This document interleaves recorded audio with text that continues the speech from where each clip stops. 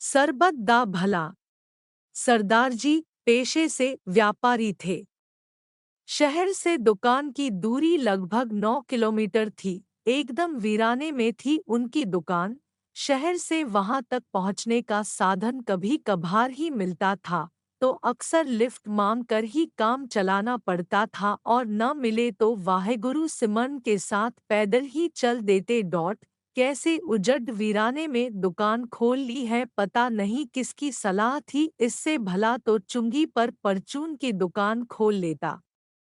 Lift मांगते, साधन तलाशते सरदारजी रोज यही सोचा करते। धीरे धीरे कुछ जमापूंजी इकट्ठा कर उन्होंने एक स्कूटर ले लिया। बिल्कुल नया चमचमाता स्कूटर। स्कूटर लेने के साथ ही उन्होंने एक प्रण लिया कि वो कभी किसी को लिफ्ट के लिए मना न करेंगे। आखिर वो जानते थे जब कोई लिफ्ट को मना करे तो कितनी शर्मिंदगी महसूस होती है। अब सरदार जी रोज अपने चमचमाते स्कूटर से दुकान जाते, और रोज कोई न कोई उनके साथ जाता। लौटते में भी कोई न कोई मिल ही जाता। एक रोज लौटते वक्त एक व्यक्ति परेशान सा लिफ्ट के लिए हाथ फैलाए था। अपनी आदत अनुसार सरदार जी ने स्कूटर रोक दिया। वह व्यक्ति पीछे बैठ गया। थोड़ा आगे चलते ही उस व्यक्ति ने बंदूक निकाल सरदार जी की पीठ पर लगा दिया। जितना रुपया है वो और ये स्कूटर मेरे हवाले करो, व्यक्ति बोला। सरदार जी ने स्कूटर रोक दिया। पैसे तो पास में ज्यादा थे नहीं, पर प्राणों से प्यारा पाई पाई जोड़कर खरीदा स्कूटर तो था।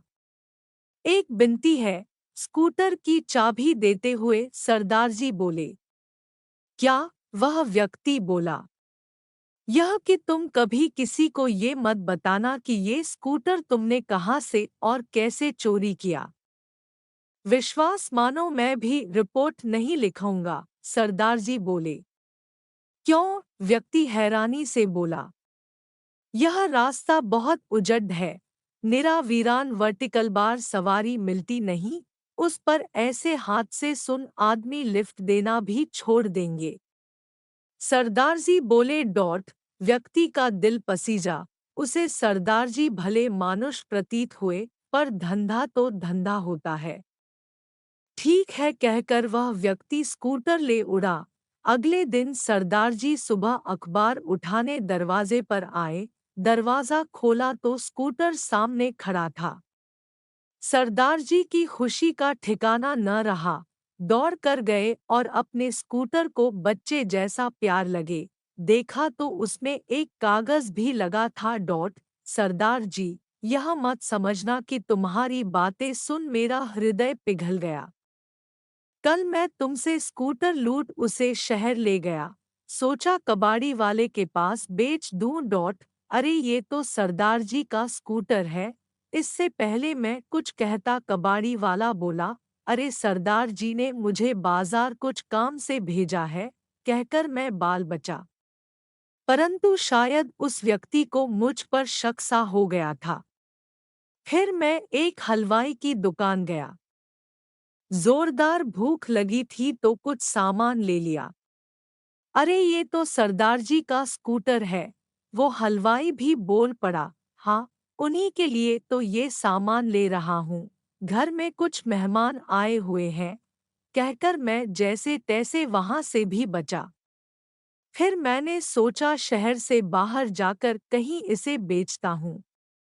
शहर के नाके पर एक पुलिस वाले ने मुझे पकड़ लिया।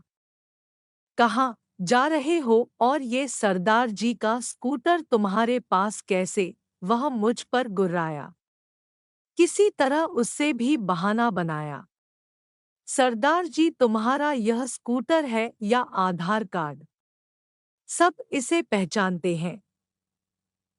आपकी अमानत मैं आपके हवाले कर रहा हूँ। इसे बेचने की न मुझमें शक्ति बची है न हौसला।